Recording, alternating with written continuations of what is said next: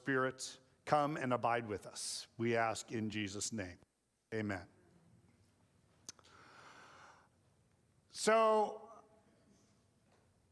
I know that we're now in the season of commencements. We have people who are graduating all over the place. I know Concordia already had it. I know Brandeis School of Law has already had theirs in Louisville, Kentucky. Just had LCAD, just had their commencement just Friday. And I know that we're still in that season. And I always find it funny because then we get to Father's Day. And moms, you guys are so awesome. You get the day all to yourself. But with Father's Day, it's always a celebration of dads and grads. And I don't understand that personally. But that's okay. I don't mind sharing it with graduates. But we had a chance to have a commencement speaker give his talk to us at LCAD. And commencement speeches are kind of all the same, it feels like to me, right? What are they trying to do?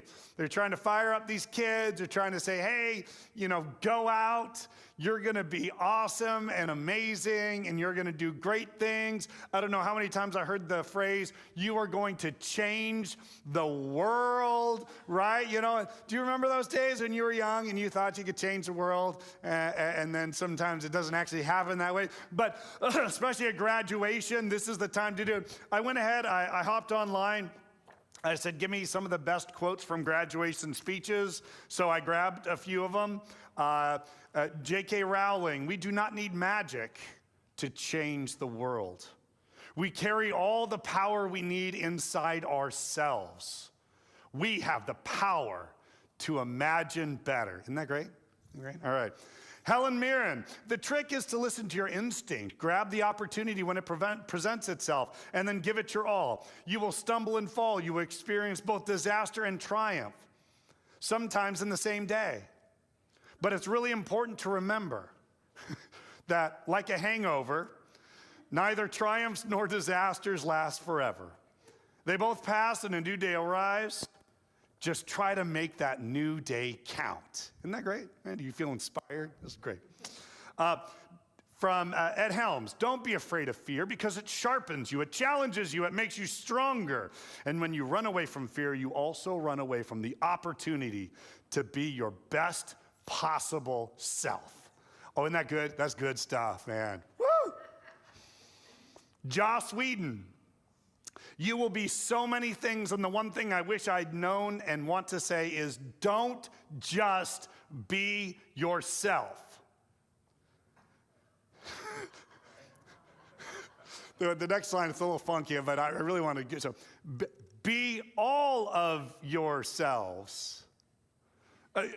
Don't just live. Be that other thing connected to death. Be life. Live all of your life. Understand it, see it, appreciate, and have fun. So be all of yourselves. I don't know, maybe there's a problem. All right, and then Denzel Washington, who, of course, he's a good speech man. I found that nothing in life is worthwhile unless you take risks. Fall forward.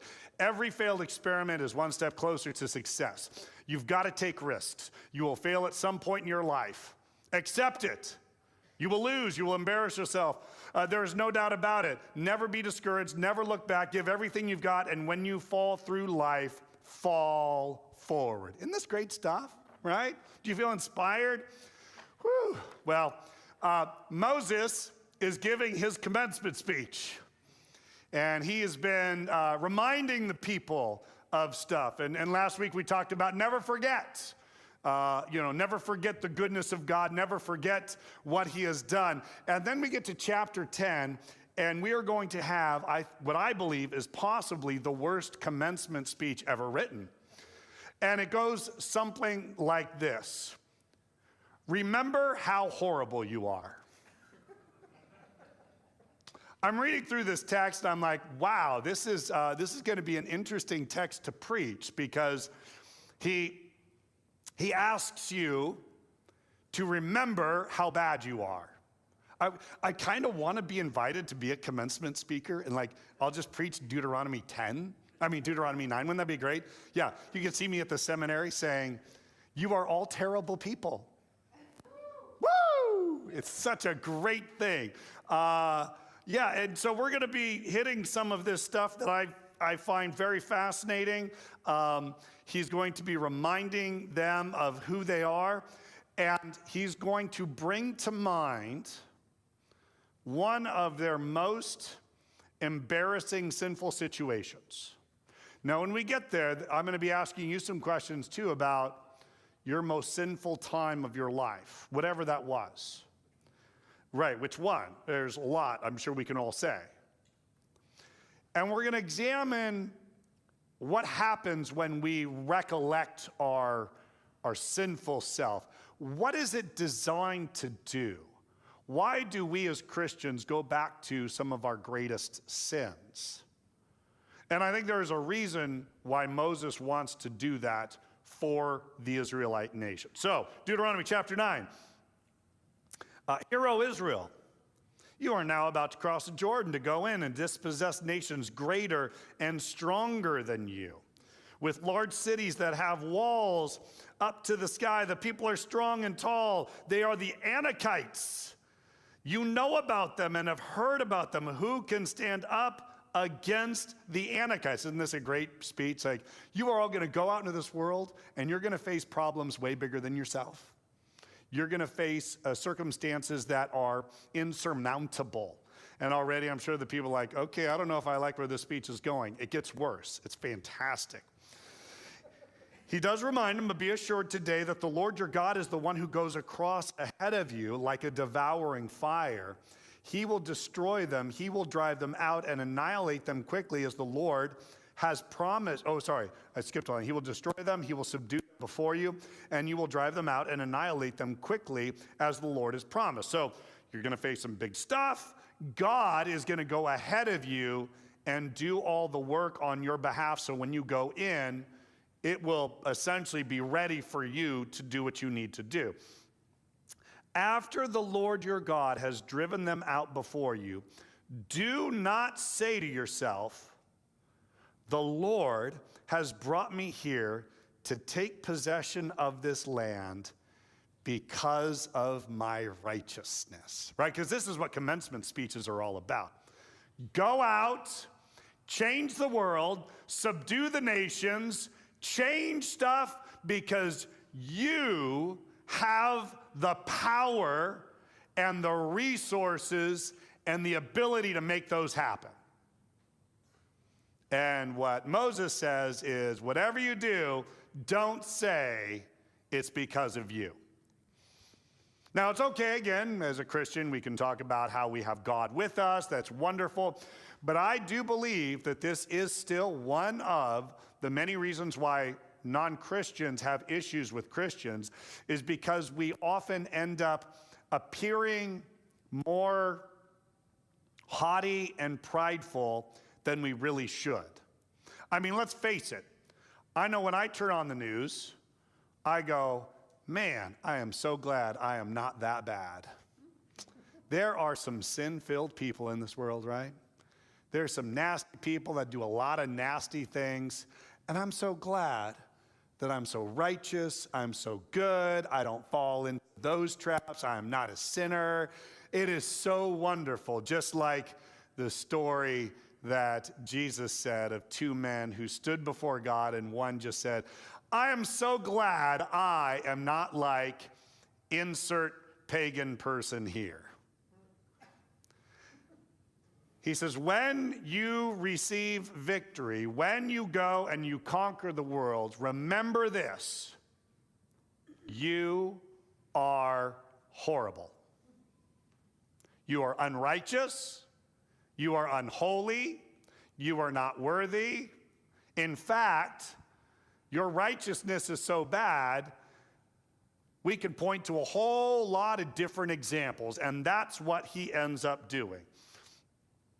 And he reminds them, after the Lord your God has driven them out before you, do not say to yourself, the Lord has brought me here to take possession of this land because of my righteousness. No, it is on account of the wickedness of these nations that the Lord is going to drive them out before you. It is not because your righteousness or your integrity that you're going in to take possession of their land, but on account of the wickedness of these nations, the Lord your God will drive them out before you to accomplish a promise that he made, that he swore to your fathers, to Abraham, Isaac, and Jacob. Understand then that it is not because of your righteousness that the Lord your God is giving you this good land to possess, for you are a stiff-necked people. Right? Aren't you feeling really good about yourself now? Right? Yeah. You are all stiff-necked. Now, of course, it's a great idiom. Does anyone understand stiff-necked, what that means? What was that?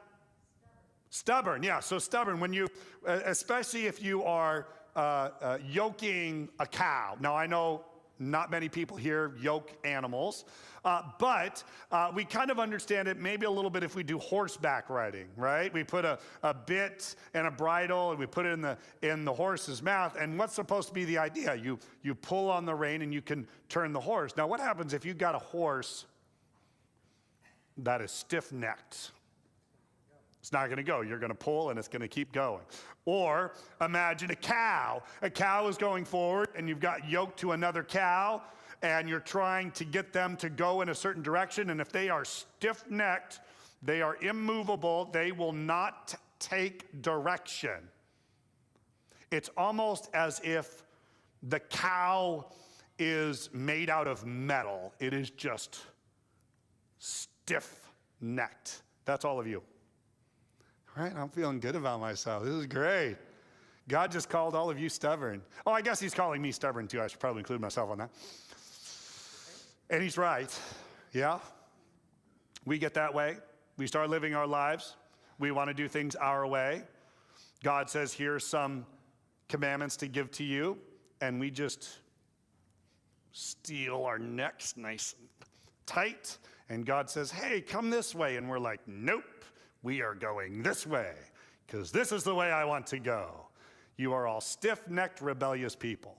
And then what he does is, I'm really thankful that he then brings a story from the past. It's a relatively familiar story. Maybe you've heard it. Do you see the heading there? The golden calf, kind of like a cow that's made out of metal. Stiff-necked, immovable. Remember this and never forget how you provoked the Lord your God to anger in the desert. From the day you left Egypt until you arrived here, you have been rebellious against the Lord. At Horeb, you aroused the Lord's wrath so that he was angry enough to destroy you. This is Moses talking, when I went up on the mountain to receive the tablets of stone, the tablets of the covenant that the Lord God had made with you. Remember, we just covered that, Deuteronomy 5, the 10 commandments, that the Lord made with you. I stayed on the mountain 40 days and 40 nights. I ate no bread and drank no water. The Lord gave me 2 stone tablets inscribed by the finger of God. On them were all the commandments the Lord proclaimed to you on the mountain of the fire on the day of the assembly. At the end of the 40 days and 40 nights, the Lord gave me the 2 stone tablets, the tablets of the covenant. Then the Lord told me, go down from here at once, because your people whom you brought out of Egypt have become corrupt. Isn't that an interesting change of words? God is telling Moses, you got to get down the mountain here pretty quick, because your people that you brought out of Egypt have become corrupt, right? Yeah, I love talking about this. When the kid is good, the kid is mine. When the kid is bad, the kid is Heather's, right? That's how we often do things. That's your kid. That's not my kid. That's your kid. And this is exactly what God is doing. And God is saying, obviously being up on the mountain, God is not located in one place. He can obviously see a lot of other stuff. And he's like, Moses, there's some bad stuff going down. Now, does Moses know what's going on down the mountain? No, he has no idea. He's totally clueless. And you got to imagine, wait a second, I just got up here. I've been praying for 40 days and 40 nights. I've been fasting. You've been giving me the commandments. I have been with you. And now I'm going to go down there and let's take a little peek at what the people are doing. And the Lord said to me, I have seen this people, and they are a stiff-necked people in... Did I? Okay. Yes. Stiff-necked. Where am I at? Last sentence of 12. There we go. They have turned away quickly from what I commanded them and have made a cast idol for them. And the Lord said to me, I've seen this people, and they're stiff-necked people indeed. Let me alone so that I may destroy them and blot out their name from under heaven, and I will make you a nation stronger and more numerous than they. Now that's tempting. Did you hear? Remember, there's only been one other time that God said, I think I'm going to hit the reset button. I think I'm going to wipe the people out and we're going to start over again. And now Moses is given the opportunity. These people will no longer be called the God of Abraham, Isaac, and Jacob. No, they will be called the God of Moses. I am going to wipe them all out and we're going to start over and you're going to be the leader. That's tempting. Why is that tempting? Because Moses isn't even allowed into the promised land. Not too sure how that would actually look. It would be fascinating. And Moses would then be the leader, wipe them all out. Now, have you ever said to yourself, after watching something on the news, I really wish God would just wipe that person out? You ever thought that? It's okay. You don't have to shake your head or nod. I know you do, because I know I do. There are times when we go, man, it would be great if you just wipe out this entire group of people because all they are troublemakers. Maybe they're thieves. Maybe they're killers. Maybe they are just simply people of a different religion than you. And we get so upset. And then what happens when we turn interior? How many people would like to wipe out a whole lot of pastors? I know not me, that's why you're here. You love me, and that's great. But, right, are there some other pastors that you go, that'd be good if that one was just taken out, right?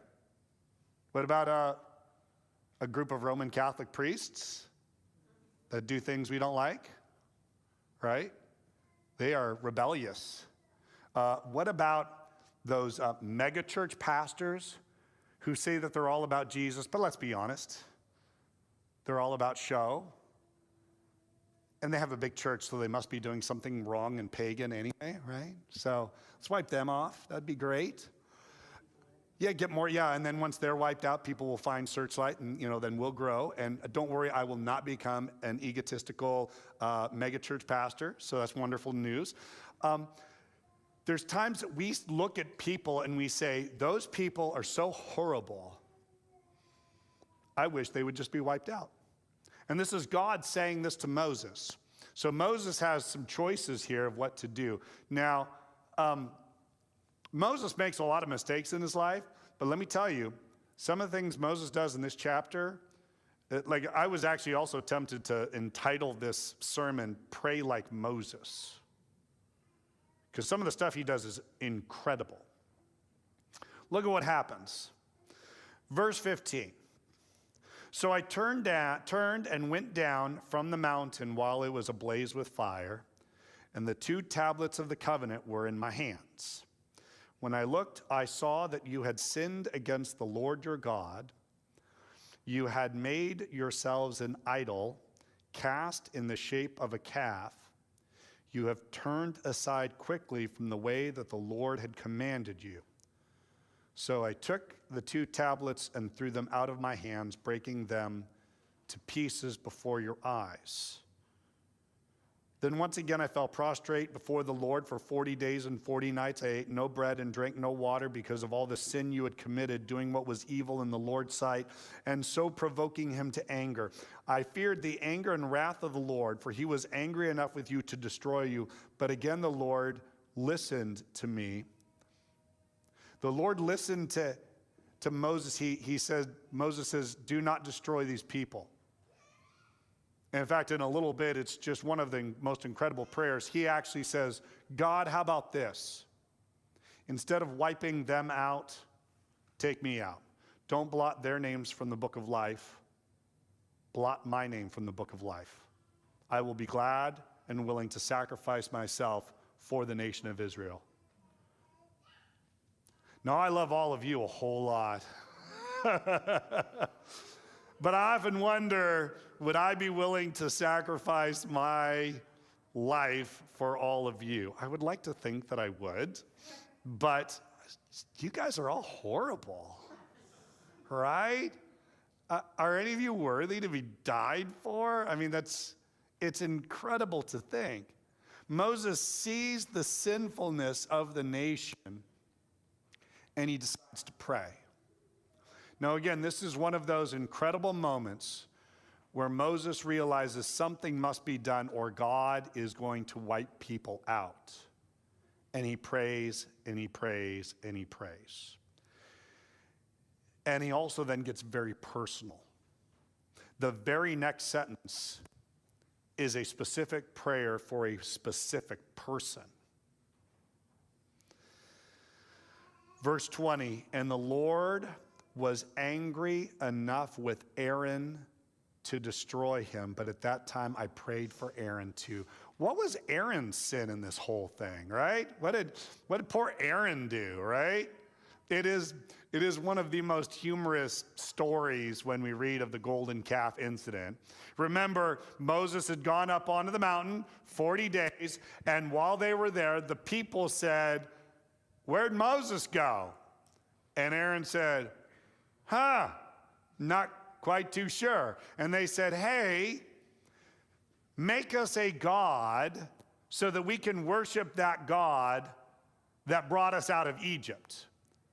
I don't know why no one at that point just kind of pointed to the mountain that had like fire and storm and lightning and go, I think the God we're referencing is right up there and Moses is there. I think they probably also thought that Moses was dead. Like, Moses went up there. He's been up there for 40 days. That's way too long to hang out with God. So he's probably dead. Make us an idol. And so what does Aaron do? Gathers all the gold and the silver and all the change, all the gold fillings in the teeth and the crowns and the big old necklace with all the bling, gathered all the gold and makes a calf, a golden calf. Now, this is what's funny, because when Moses confronts Aaron, he says, "Aaron, what happened?" And what does Aaron say? I love Aaron, I really do. Yeah, he was like, "Well, you know how bad these people are, right?" The pastor talking to the associate pastor pastor's like, "Well, you know how bad these people are. They're just horrible. And so we gathered some gold, and you will not believe this, but it's true. We took the gold, we put it into a fire, and out came the calf." I have no idea how that happened. I really am.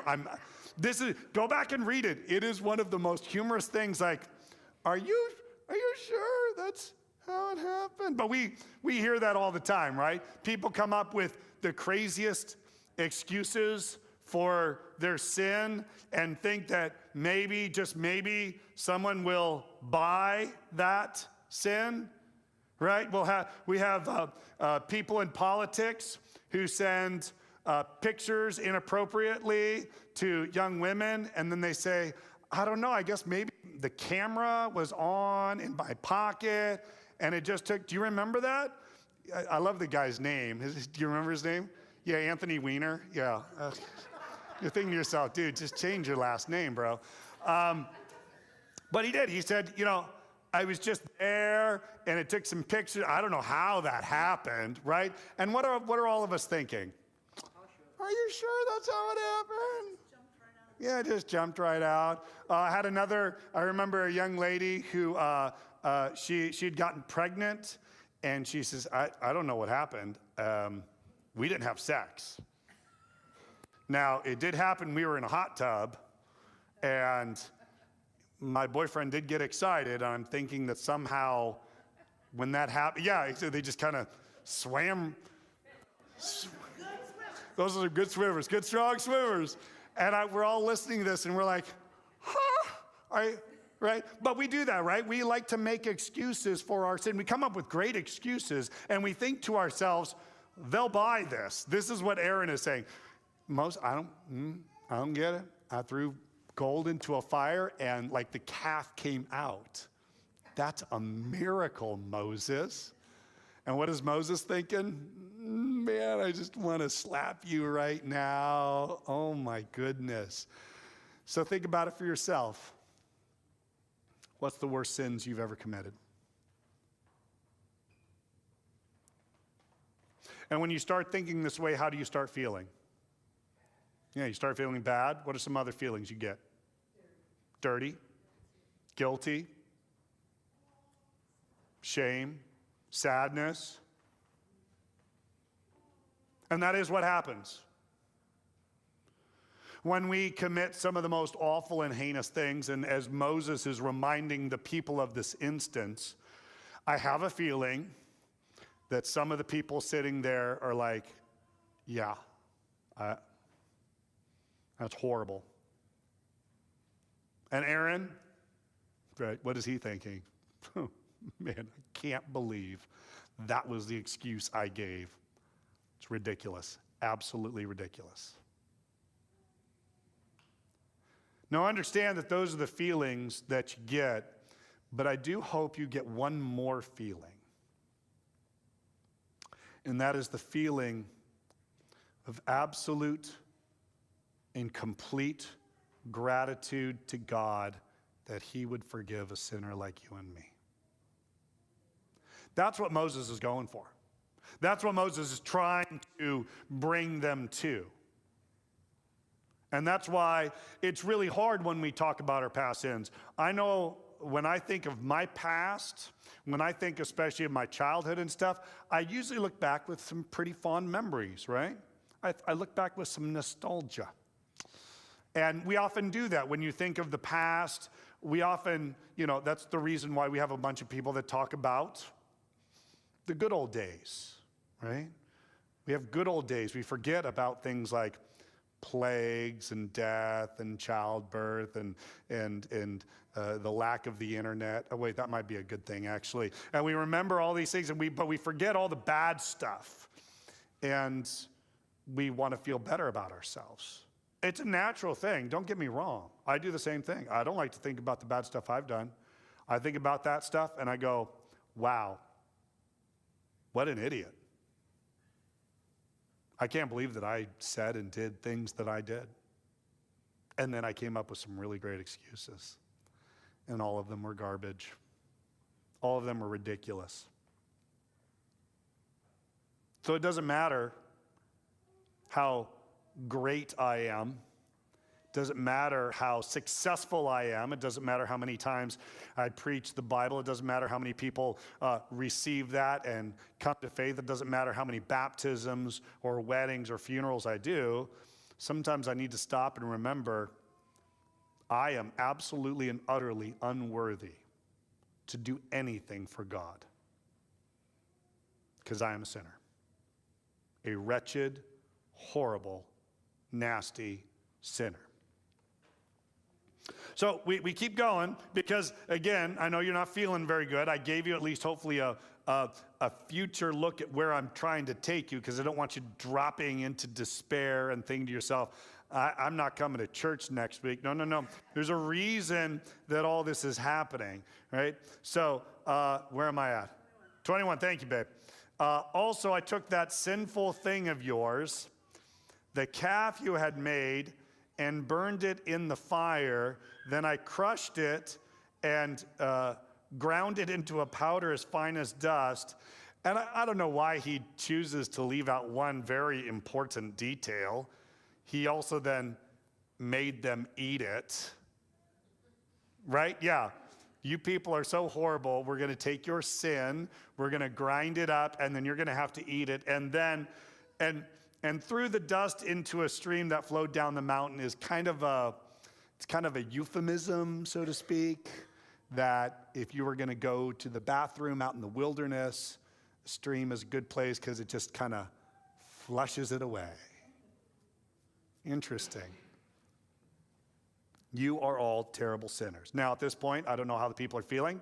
Maybe they're feeling this is great. I hate this. Great commencement speech, Moses. Give it a thumbs up, A+. Moses ain't done. He decides to say, well, that was one of the biggest ones, right? The golden calf incident. But it gets even better than that. Let me remind you of a few more places, not in great detail, but verse 22, you also made the Lord angry at Taberah, at Massah, and at Kibroth Hattava. What are those places? It's very interesting. You can look them up. I'll just give a quick little thing. Taberah means burning, and this is where they're out in the wilderness, and it's super fast. It's one of the shortest judgmental things that take place. They're out, they're complaining that they're out in the wilderness, and God sends fire and burns a bunch of them up. And it's literally that quick. And then they just move on their way. So he reminds them, you are all whiners. You are all complainers. I'm really worried because I'm pretty certain that my sons are going to not drive with me much anymore because I'm becoming a really angry driver. Josh and Jake can verify this. Because we go to Starbucks in the morning, and Josh, what happens when I'm turning into the Starbucks parking lot? He tries to race other drivers because he's certain that they're going to cut him off in line. Oh, because you know in advance. You know in advance. I see cars pulling, and I'm like, nope. That's my spot. And I start racing, and I'm hitting speed bumps. And about 95% of the times, I'm right. I cut that. No? Okay, 95% of the times I'm wrong, and they're just going to Vaughn's to go get themselves a bagel. Okay, fine. That's it. Lord, speak, Lord, for your servant is listening. Yeah. I'm angry. I whine and complain a lot. Oh, my goodness. You have no idea how slow my computer is. Needs to make you a pre-cup of coffee. Oh, I already have a pre-cup of coffee ahead of time. That's why when I get to Starbucks, I'm already jacked a little bit, and I'm like kind of jittery, right? Yeah. Do you whine about the speed of your computer or your internet? Do you ever watching your favorite show on Hulu, and all of a sudden, that little thing that says buffering, and you're like, ah, right? And we whine, and we complain, and we are upset. You're at the restaurant, and the waitress brings you food, and it's incorrect. And what do? You get upset, you whine, and you complain. Don't forget, you're not only stiff-necked, rebellious, idol-worshiping people, but you are also all a bunch of whiners. Okay, this is good. This is good. What else did he say? Oh, Massah, yeah. So this is one where they were quarreling. And this is also an interesting thing because I find it interesting the choices Moses makes on this. So in this particular place at Massah, they're whining and complaining because there's no water. And so God says, go to that rock, strike the rock, and water will come forth. So Moses takes his staff, strikes the rock, and water comes forth. Interesting, he chose that story and not the other story where they were whining and complaining and quarreling. And he says, go to that rock and speak to it. And Moses goes and strikes it, right? He tells the other story because Moses does that. I mean, I hate talking about my sin too, but yeah, Moses, great job. And remember, but that one was interesting. Here they whined and they were punished. Here they whined and God gave them fresh water. Wow. It's a reminder again for us that sometimes when we are evil and sinful, God does not pay back to us what we deserve at that moment, does he? Sometimes we receive a lot of great blessings. It's incredible. And then the third place, Kibroth, if you wanted to translate it, that would be called Graves of Craving. Isn't that a great title? Graves of Craving, right? They're out in the wilderness and they're upset. Why? Because they're sick of the manna. They've tried to make manna in every form and fashion. And what do? They're like, if only we had some protein. All these carbs, I swear I'm going to get fat off all of them. And I'm tired of eating all this stuff. Lord, give us some meat. And then they start craving their sinful life. They start craving Egypt. If only we could go back there, we could get all that wonderful stuff. And so God says, do you want quail? Okay, I'll give you some quail.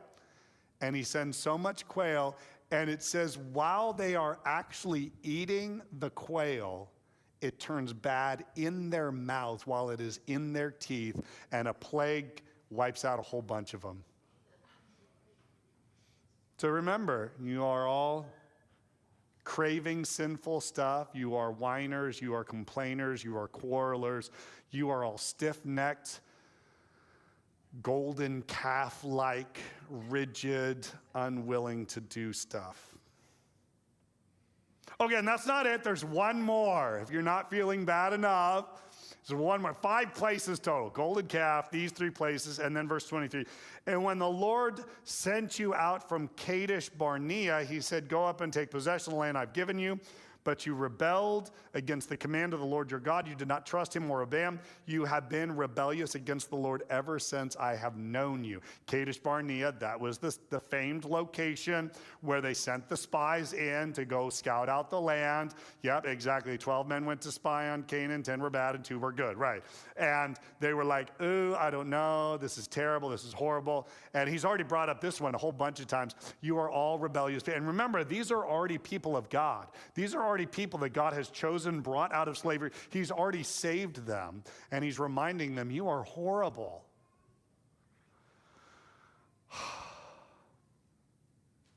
We need help, don't we?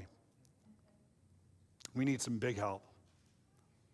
This is one of those times where Moses actually becomes a prefigurement and a foreshadowing of someone we desperately need, and that is a Savior. Someone who is going to stand in that gap between us and God, between our sin and rebellion, and a righteous, holy, jealous God who is going to destroy us unless someone stops it. And this is what Moses does. Verse 23, I lay prostrate before the Lord those 40 days and 40 nights because the Lord had said he would destroy you. I can barely pray 40 seconds. I can sometimes do 40 minutes, very rarely. 40 days. This also makes me wonder. I didn't put it together until now because, as we know, there was another person who went out into the wilderness and fasted for 40 days and 40 nights, and I never even thought about it. What was Jesus doing during that fasting? I've read tons of commentaries. I've preached that story I don't know how many times. What was he doing for 40 days and 40 nights? I wonder if he was praying for you and for me as he stands there and says, I am going to stop the wrath of God to come onto you. And I'm going to pray. And it's interesting. Look at what he says, verse 26. I prayed to the Lord and said, O sovereign Lord, do not destroy your people, your own inheritance that you redeemed by your great power and brought out of Egypt with a mighty hand. Remember your servants, Abraham, Isaac, and Jacob. Overlook the stubbornness of this people, their wickedness, and their sin. He's interceding for his people. And isn't it something that we would also thank God for? That when we, as covenantal people of God, be reminded that when we have sinned, and some of our sins are great and massive, Jesus is interceding on your behalf, saying, I love you, I'm praying for you, and I want to save you. One of the most moving times I've ever seen that happen is when Peter is struggling. He wants to believe, he wants to be bold and zealous for his faith, and sometimes he's so bold, so zealous that he ends up hurting and damaging the people around him. And Jesus says these words, Peter, Satan has asked to sift you like wheat, What he's saying is Satan has asked for your very soul. You are a sinner, and you do not deserve the goodness and graciousness of God. And he said, but Peter, I prayed for you. I've stood where I need to stand, and I have pleaded to my Father that this is one of ours, God. This is Peter. He has some problems, he has some issues, but I love him and you love him. So now don't pour your wrath out on him. Pour it out on me. So when you think of the sins that you've committed, already as a Christian, I'm not talking your pre-Christian life. I'm talking you are a Bible-believing, Jesus-loving, church-going, hand-raising follower of God, and you have sinned horribly. Jesus says, I am praying for you. I will not lose you. The wrath that should be on you, I will take. I want you to know that's how much I love you. When you think of your sin, I understand you're going to get the guilt and the shame and a lot of that other stuff, but you know what I really want you to have today? This overwhelming sense of gratitude that God would love you that much. That God would be willing to look at your sin and say, that's terrible. You are stiff-necked. You are rebellious. You are a whining person. You constantly quarrel. You crave everything but me. But I stand here to protect you and forgive you. And everything that God wishes to pour out on you, he's poured out on me, his son Jesus. That's what's happening with you and me. And Moses it's this great, prefigurement, or it's this symbol and picture. It's a foreshadowing of what Jesus is going to do. And then he says, verse 28, otherwise the country from which you brought us will say, because the Lord was not able to take them into the land he had promised them, and because he hated them, he brought them out to put them to death in the desert. But they are your people, your inheritance, and you brought them out by your great power and your outstretched arm. I know one of the problems that we have as Christians is people look at us and say, those are a bunch of hypocrites, right? Don't make excuses. Don't say, no, we're good. We live our lives better than you. No. Embrace it. You are hypocrites, and so am I. I'm the biggest hypocrite of all. I'm standing in front of you. I am just a sinner, a horrible, nasty sinner who has done and said things and thought things I never should have. And I stand here sometimes very shamed and very guilty because of my past sins as a covenantal person of God.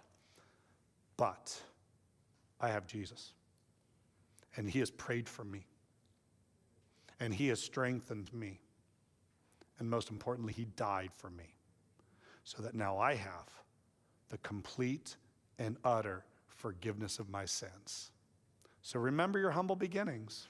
Remember where you started. Remember how terrible you are. And may that make you say, how great is God? We pray. Lord,